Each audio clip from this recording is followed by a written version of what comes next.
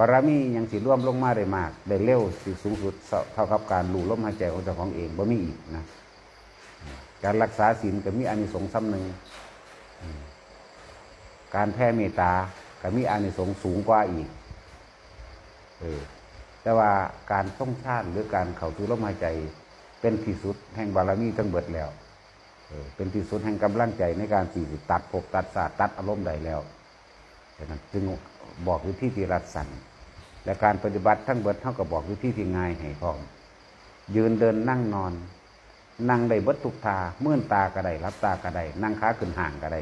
นั่งเก้าอี้โซฟาทอดถนนก็ได้ทั้งเบิดเฮาบ่ได้ไปเอาเรื่องของกายเฮาเอาเรื่องของใจจึงบอกว่าวิธีที่ง่ายที่พวกเฮาเฮ็ดอยู่นี่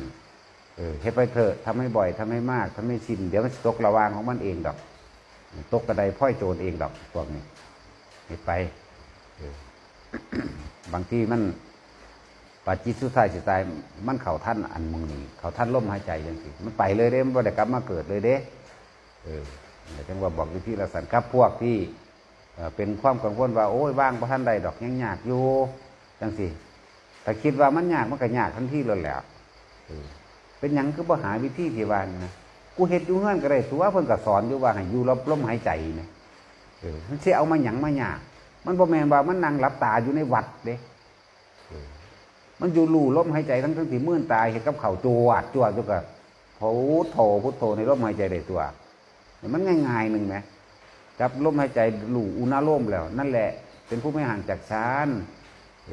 ฝึกเอาอยู่บ้านนั่นแหละฝึกเอาอยู่พูนบ่แม่นว่าสิมานั่งสมาทานศีลใส่สุดขาวอย่างนั้นแต่สาสุดมันบ่ได้เกี่ยวกันด้วยกับสุดนั่นนะแล้วก็บ่เกี่ยวกันกับสถานที่นี่อีก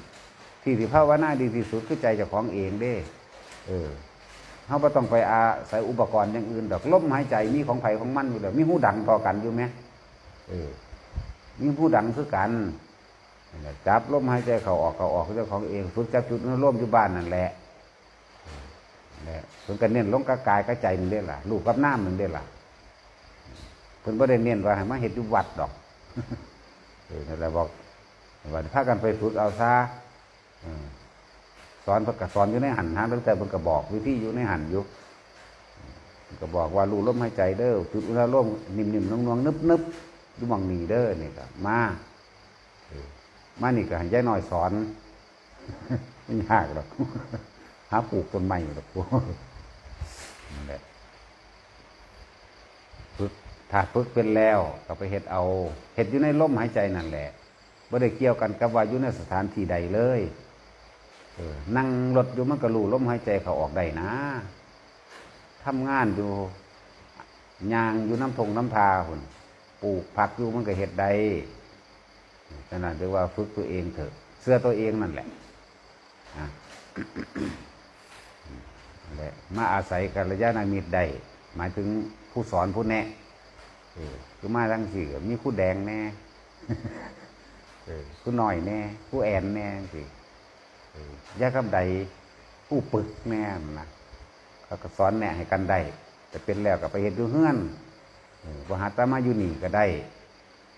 บหาตาว่าเห็นอยู่เฮือนดอกว่าจะสิว่าอยู่เฮือนอีกเห็นอยู่เครื่องบินก็ได้ขึ้นเครื่องบินอยู่กับจับลมหายใจได้นั่งรถอยู่ก็ได้ยังก็ได้ไม่ได้เกี่ยวกับลักษณะท่าทางเกี่ยวกับลมหลายคนที่มาถามเกี่ยวกับว่าจะระงับเวทนายังไงนะกับพลิกขิ้งเอาตัวเนาะเป็นนั่งอดเอาอยู่หันบอกคนทรมานร่างกายของคนคือบุญเจ้าเป็นเห็ดมาก่อนไปแห้งก็ละอดเข่าจนว่าตายขึ้นเดินจงกรมแลนพุ่นแลนพี่เห็ดไปเบิดนั่นแหละแลนหนีป้าพุ่นแลนหนีป้าพี่มันก็เห็ดมาเบิดแล้วล่ะมันก็ไม่ได้สนะได้ล่ะหมายถึงกิเลสเพิ่นก็เอาผิดบาดสุดท้ายมาเพิ่นก็มาลู่ลมหายใจเพิ่นก็จังมองหูไม่เห็นลายยางนั่นแหละธรรมดาเห็ดไปเอาสมาทานซะ